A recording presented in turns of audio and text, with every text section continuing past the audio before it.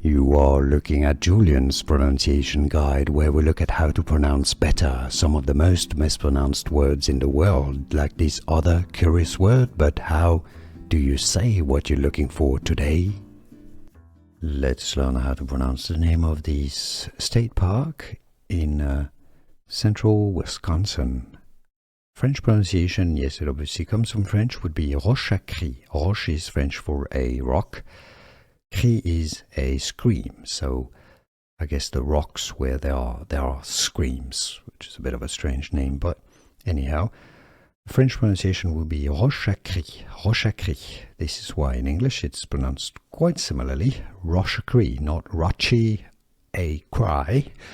but Roche-A-Cri. Here are more videos on how to pronounce more confusing words and names too many mispronounced. Like this video if you found it useful. I appreciate your support. I'll see you soon and thanks for watching.